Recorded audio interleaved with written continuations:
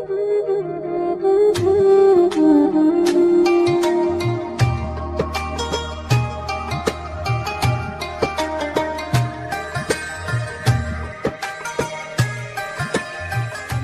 warahmatullahi wabarakatuh. Waalaikumsalam warahmatullahi wabarakatuh. Alhamdulillahirabbil alamin wa bihi nasta'inu ala umurid dunya waddin.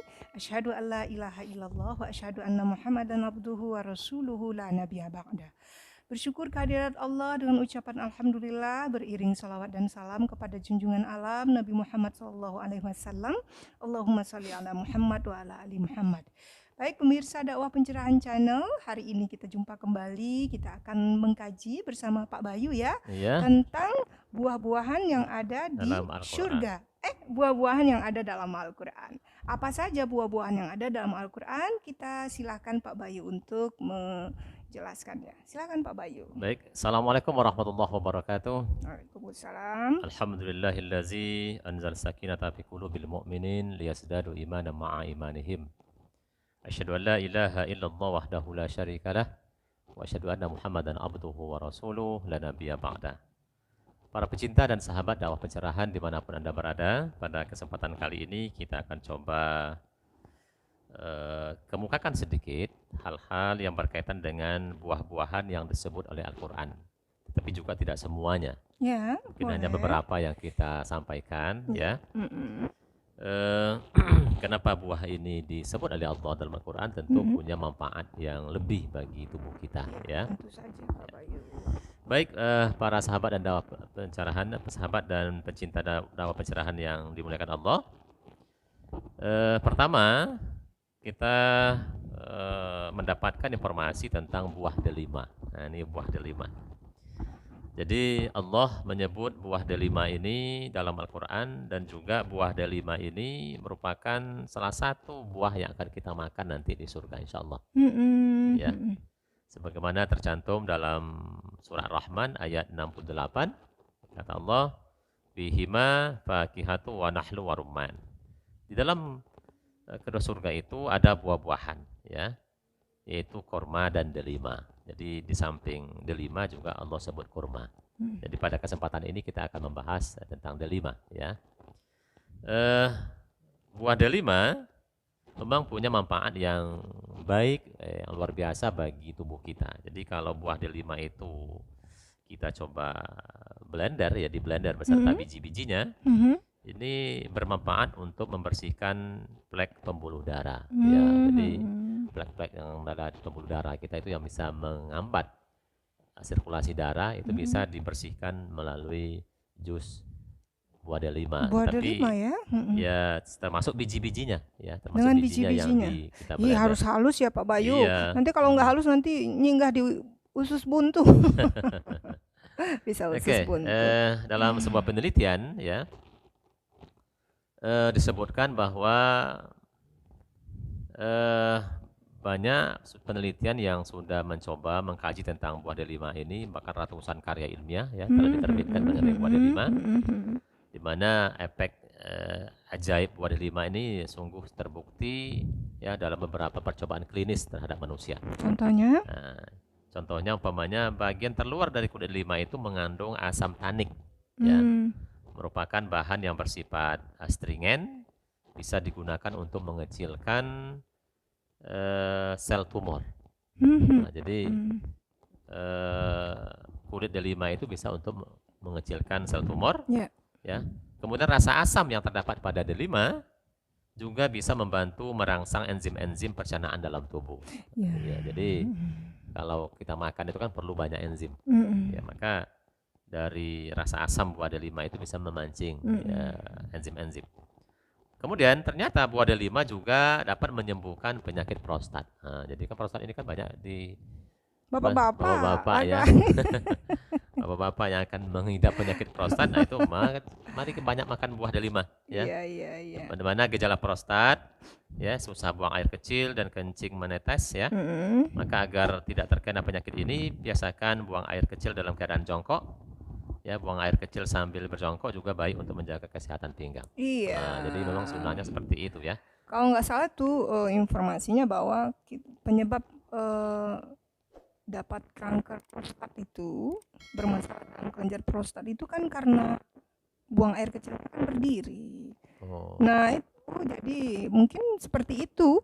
Ya, kaum lelaki memang berdiri, jadi wajar ya, karena jarang diidap oleh kaum perempuan.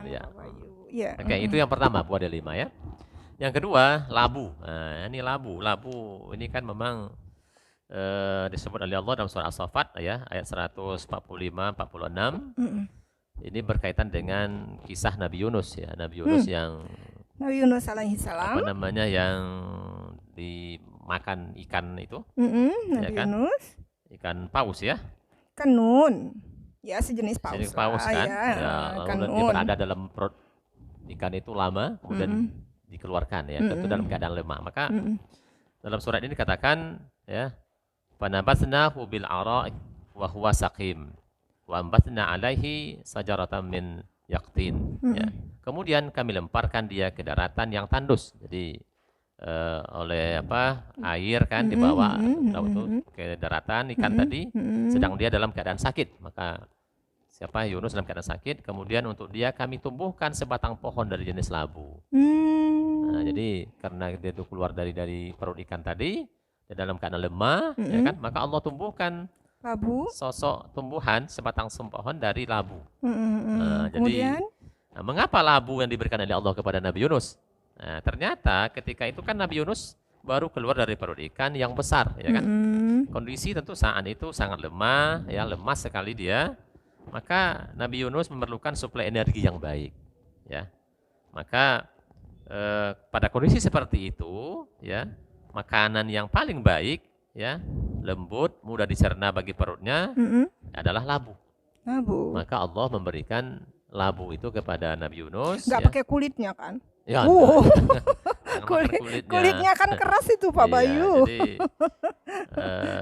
ini sebuah keajaiban atau juga sebuah manfaat yang luar biasa ya bagi kita yang punya labu atau Pak Bayu, kalau kita bikin labu itu enaknya dikolak ya. Labu ada pisang, kemudian ubi jalar, ada 3, terus buah nau, pakai lagi nangka, bikin kolak. Ih, mantap. Atau dibuat kelepong. Iya kan pemirsa. Labu saya pakai kelepong.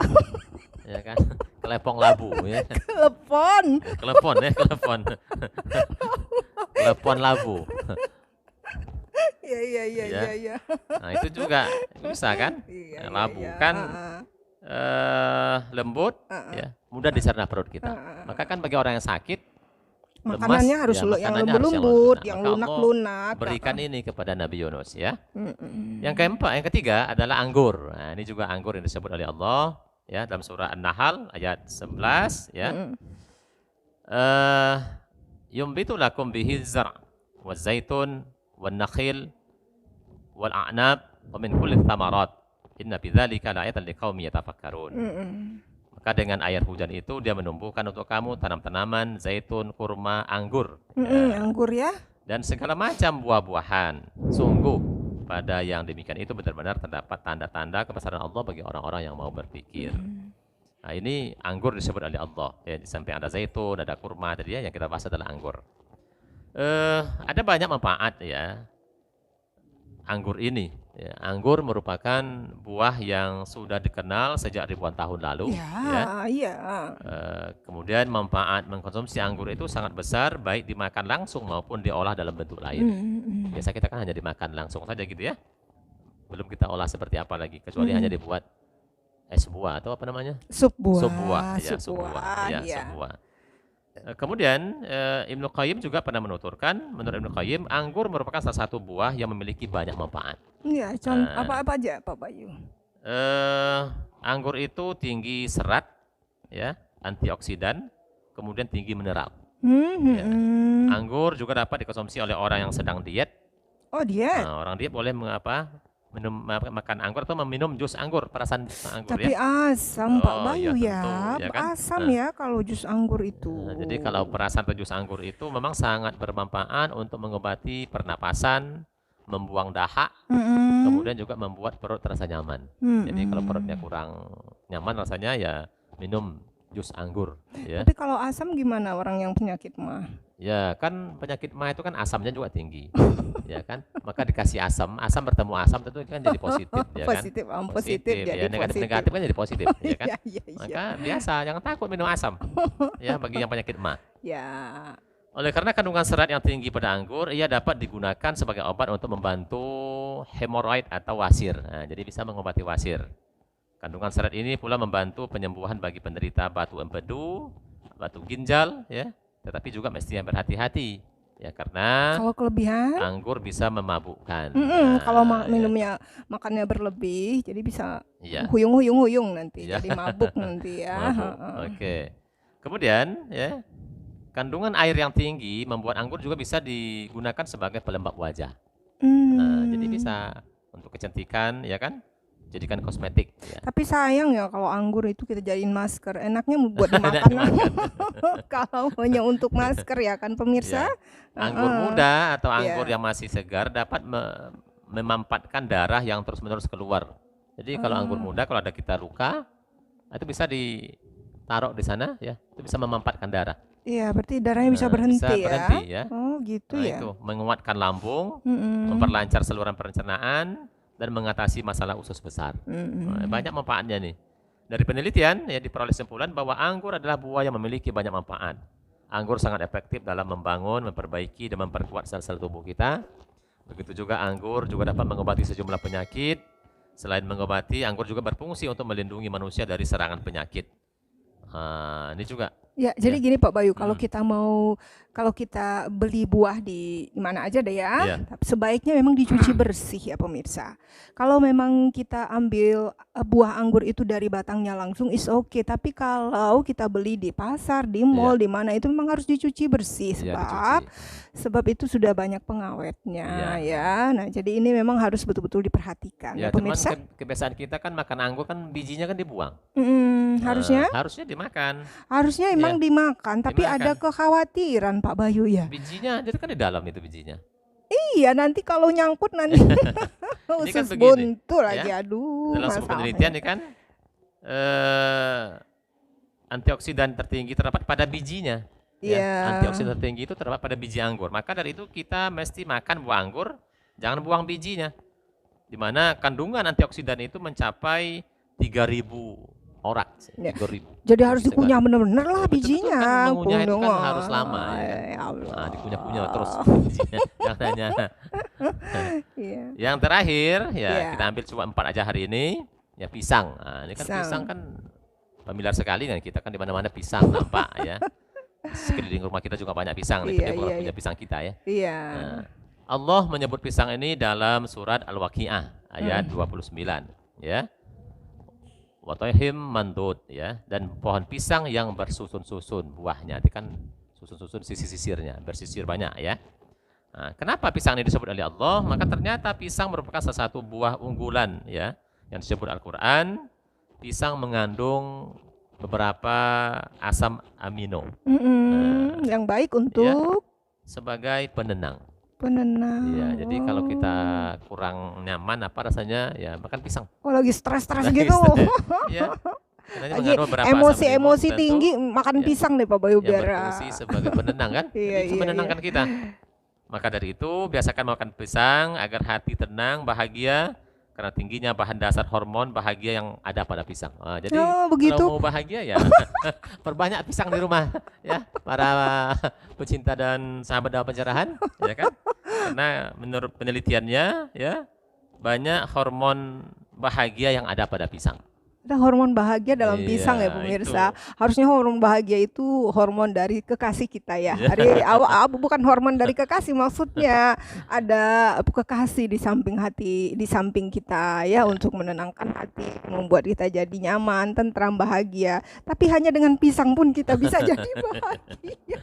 Ya, jadi kalau suami istrinya berpisah, umpamanya kan jauh, apalagi nggak bisa pulang kampung ya karena ada penyekatan di mana-mana, banyak makan pisang aja lah, ya kan?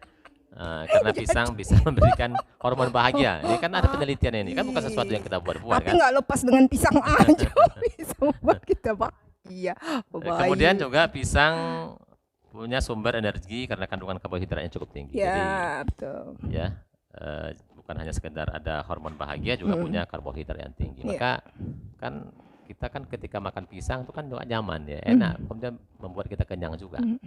Inilah mungkin yang kita pada hari ini, hari yang ke-24 ya. Hari ini kita coba bahas 4 buah ya.